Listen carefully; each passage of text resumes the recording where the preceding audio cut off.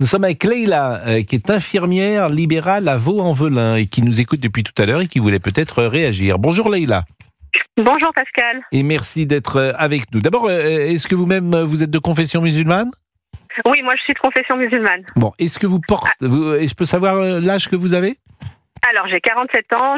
Pour répondre à votre question, je ne porte pas le voile. Bon, quel est le regard que vous portez sur cette jeune génération qui paraît plus attachée aux signes extérieurs de la religion que dans votre génération ? Alors oui, effectivement, on voit cette jeune génération qui est un petit peu plus attachée. Mais par contre, je voudrais quand même rectifier quelque chose, Pascal. Sur des 4e ou 5e générations, on peut plus parler d'assimilation. Ils sont assimilés. D'accord ? Ils sont nés dans la masse, ils ont grandi ici, ils sont assimilés. Et vous voyez, dans ces 4e et 5e générations, également, des jeunes filles qui portent le voile. C'est pas sous pression, c'est leur choix. Bah, ils sont, mais vous dites assimilés, mais moi je constate qu'ils sont en rupture avec notre modèle. Donc, et pourquoi ils seraient en rupture ? Ce sont des Français de confession musulmane. Mais ils Pascal. sont, mais je veux dire, ils sont en rupture. Entrer. Non, mais je vous réponds parce que entrer avec un voile dans une école, c'est en rupture avec notre modèle. Donc vous parlez d'assimilation, mais où est l'assimilation si tu es en rupture avec le modèle ? Alors, moi, ce que je vois, c'est que effectivement, il y a un fait de société qu'on prend toujours sous le prisme du problème. Le voile à l'école. Dans les écoles laïques, effectivement, il faut retirer son voile. C'est un fait, et je suis pour. Avant de rentrer, on enlève. En sortant, on le remet. Après, là où il y a un manquement, c'est de la part des politiques. D'accord ? Les politiques sont devenus des influenceurs. Ils font le buzz pour faire du buzz et pour se faire connaître. Et on fait le buzz sur le voile. Ok, je ne parle pas de ce qui s'est passé à Tourcoing. Je ne cautionne absolument pas. Et ça, je pense que c'est un manque d'éducation cruel et un manque de réponse de cette jeune fille et d'intellect. Voilà, comme ça les choses sont posées. Maintenant, le politique, on voit bien qu'il y a un fait de société qui est en augmentation. Quelle est la réponse du politique ? Le politique est là, justement, pour parler des faits de société et pour trouver des solutions. Pour moi, la solution serait de créer, tout comme les écoles catholiques, tout comme les écoles juives, sous contrat d'État, des écoles dites musulmanes. D'accord ? Est-ce qu'il y en a ? Non. Est-ce qu'on veut en faire ? On met des bâtons dans les roues. Alors là, effectivement, où nous, musulmans, on a vraiment des efforts à faire, c'est de créer des consistoires, d'accord ? Tout comme les catholiques, tout comme les juifs. Et nous en sommes encore loin. Et ça, c'est un gros problème pour nous. Après, moi, mes enfants ont été dans des écoles catholiques. Hein. Ils sont musulmans et ça s'est très bien passé. Ça c'est vraiment, c'était des gens et des enseignants extraordinaires. Et ça s'est vraiment très bien passé. Donc voilà, on a cette société, il faut que le politique trouve des solutions et il ne veut pas en trouver. Il ne veut pas en trouver. Je ne sais pas si cet exemple montre qu'il ne veut pas en trouver, mais pour en revenir à l'intégration et l'assimilation, à partir de quel moment quelqu'un est considéré comme assimilé s'il refuse le modèle qui était le modèle séculaire de la France depuis toujours ? C'est une question qu'on peut se poser quand même. C'est une question, bien sûr Pascal, c'est une question qu'on peut poser, mais est-ce que le modèle d'il y a 50 ans est peut-être le même modèle qu'aujourd'hui ? Oui. On a une société en évolution. Vous êtes d'accord avec moi ? On a une société multiculturelle. Eh bien, justement non. Pardonnez-moi, mais c'est pas la France ça. La France, c'est pas une société multiculturelle. Justement, il n'y avait pas de communauté dans la France. Et ça n'existait pas. Il n'y avait pas de revendication. Mais il n'y avait pas de revendication. Mais sauf qu'il n'y avait pas de revendication communautaire en France. Les communautés ont été créées. Mais non, d'accord. Non. Ah bah si. Alors j'ai un très bon exemple. Mais pardonnez-moi. D'abord, vous avez factuellement raison, puisque effectivement aujourd'hui il y a des demandes communautaires, mais quand les Italiens arrivaient en France, quand les Juifs arrivaient en France, quand les Polonais arrivaient en France, il n'y avait pas de revendication communautaire que je sache. Il y avait une assimilation, une intégration qui fonctionnait à 100%. Mais on en parle, si vous voulez, après la pause, à 11h58. Et aujourd'hui, il y a des revendications communautaires et des demandes communautaires, ce que je peux comprendre d'ailleurs. Parce que personne n'a tort, personne n'a raison. Hein. Il n'y a pas une communauté qui vaut mieux que l'autre. Je dis, avant, il n'y en avait qu'une. C'est tout ce que je dis. Et que l'intégration et l'assimilation faisaient qu'il n'y avait pas ces demandes-là. Et qu'aujourd'hui, les sociétés multiculturelles, c'est souvent ce que je remarque, ça se termine mal, parce qu'elles entrent souvent en conflit. C'est pour ça que ces sujets sont délicats à traiter. Il est 11h58, à tout de suite. Il est 12h06, nous sommes avec Leïla. Europe 1. Europe 1, 11h, 13h, Pascal Praud et vous. Leïla, qui est de confession musulmane, et effectivement, la discussion que nous avons, en quoi le modèle français a-t-il changé ? C'est qu'historiquement, les immigrations, les intégrations se fondaient complètement dans la société française et il n'y avait pas de revendications communautaires. Ni des Italiens, ni des Polonais, ni des Portugais, ni des Espagnols. Alors évidemment, chacun pouvait garder une forme d'identité. Bien sûr, les Portugais ont toujours gardé une forme d'identité, mais il n'y avait pas de revendications dans la société. C'est différent avec les Français de confession musulmane. Et vous avez parlé vous-même de société multiculturelle, ce qui n'était pas non plus la France. Il n'y avait qu'une communauté en France. Il n'y avait pas de société multiculturelle.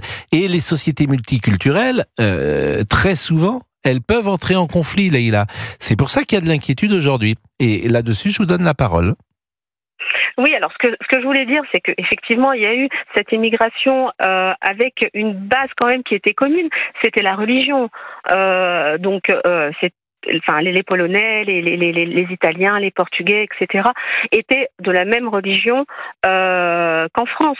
Et puis, on est arrivé à cette espèce de communautarisme qui a été aussi créé, et ça il faut le dire, par les politiques.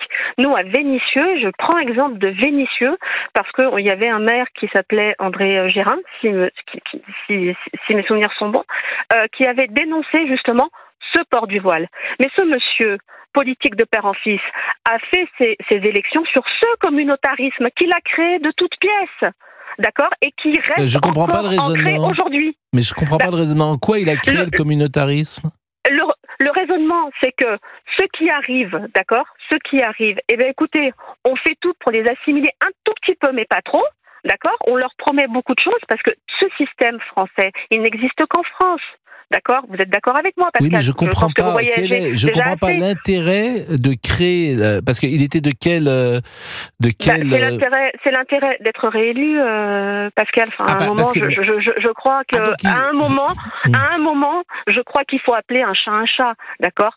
Si on a ce type de problème, c'est que également les politiques ont mené des actions qui n'étaient pas pour une...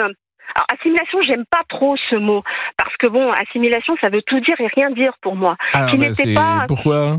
C'est très clair, l'assimilation. C'est quoi être assimilé ? Pascal ? C'est extrêmement simple, c'est partager les mêmes mœurs, les mêmes traditions, la même langue, la même religion, et la même histoire. Donc l'histoire, je sais pas, d'un Afghan qui vient en France, c'est l'histoire de France ? Mais c'est exactement ça, c'est-à-dire que mais c'était exactement ça l'assimilation. C'était les Italiens. Vous me demandez, je vous réponds. Les Italiens disaient à leurs enfants, tu ne parles pas italien. C'est-à-dire que tu oublies une partie de ta culture, de tes racines, d'où tu viens pour t'assimiler. C'était ça le modèle français. Je peux pas vous dire autre chose. C'est pour ça que ça a marché pendant des années, d'ailleurs. Et c'est dur pour celui qui arrive. On lui demande d'oublier ce qui a été une part de ses origines. Je vous assure. Ça n'est jamais totalement oublié, Pascal. Alors, je vais vous dire. C'était une forme de modèle, effectivement. Ce que disait très bien. Des gens comme Lino Ventura en parlaient très bien. Je vais être toute transparente avec vous, puis j'aime bien débattre avec vous. Mais je vous en prie. Moi, j'avais des grands-parents qui étaient d'origine sicilienne. Vous voyez ? Siciliens. Donc siciliens de Tunisie et qui sont venus en France. Ils parlaient sicilien, ma mère parle sicilien et moi je parle sicilien. Et pourtant, je suis née en France, d'accord ? Je pense être française à part entière, d'accord ? J'ai des valeurs, mais vous n'avez pas de revendication communautaire que je sache. Vous êtes complètement assimilée. Une revendication communautaire. Une revendication communautaire, c'est quelque chose qui échappe précisément, c'est de vouloir entrer comme cette jeune femme dans une école avec un voile. Ça s'appelle une revendication communautaire. Une revendication communautaire, ça serait d'exiger à la cantine d'avoir un plat spécialement pour les musulmans. C'est ça une revendication communautaire? Bien, écoutez Pascal, moi qui travaille dans un quartier, etc. Les revendications communicaires, j'en vois pas. Enfin, excusez-moi. Mais là, s'il y en a pas, tout va bien. Mais là, on parle du voile. Le voile, c'est bien une revendication communautaire. C'est pas une revendication communautaire, le voile. C'est personnel. Il y a rien de communautaire dedans. C'est la communauté qui, au nom de sa religion, demande de pouvoir entrer avec un voile dans une école. Mais c'est la personne. C'est pas la communauté. C'est la personne qui, au nom de sa religion, d'accord, alors entrave les règles, parce que moi je suis pas pour le voile à l'école laïque. Mais comme je vous ai dit, à ce moment-là, il faut que le politique trouve une solution. Et la solution, je vous l'ai donnée. Mais elle est trouvée, la solution, puisqu'il y a une loi. C'est quoi ? La loi, elle interdit tout, le port au nom de la laïcité, le port de signes religieux à l'école. Donc il n'y a pas les catholiques. Les catholiques. Alors non, Pascal. La séparation de poids de mesure. Pourquoi ? De poids de mesure. Donc pas d'école musulmane sous contrat d'État. Mais il y a des écoles musulmanes sous contrat d'État. Il y en a pas. Il y en a quelques-unes, je crois. Je peux pas vous répondre précisément, mais il y en avait quelques-unes. Il y en avait une même, je crois, dans le nord de la France. Oui, il y en avait une.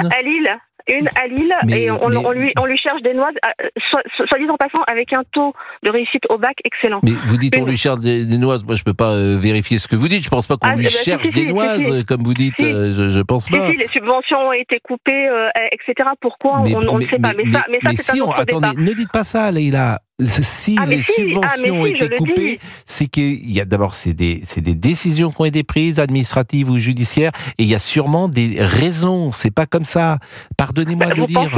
Mais je ne connais pas précisément le dossier. Mais il y a aussi parfois des subventions qui sont coupées à des écoles de confession catholique. C'est aussi arrivé, qui sont hors contrat. Je vous assure, ne dites pas ça parce que c'est remettre en cause les décisions qui ont été prises. Moi, je vous parle de sous contrat d'État. Mais sous contrat d'État. C'est un vrai sujet. Mais c'est des décisions qui ont été prises. Donc, il y a sûrement des raisons, mais je ne connais pas le dossier, donc je ne peux pas vous répondre. Moi, je le connais un petit peu. Donc, c'est pour ça que je me permets d'en parler. Dites-moi alors précisément. Ça a été justement dans ce lycée, d'accord, les subventions ont été coupées, d'accord, sous prétexte que ce lycée était pro-palestinien. Ah bon? Ça fait 20 ans qu'il existe, ce lycée. Alors, c'était le lycée Averroès, c'est ça? Oui, c'est ça. Oui, c'est ça, Pascal. Avec un taux de réussite excellent au bac. Oui, mais c'est pas le sujet. D'ailleurs, tout le monde pouvait y aller, confession musulmane ou pas, d'accord? Donc, une école à Lille. Une école à Lille. Moi, j'habite à Lyon.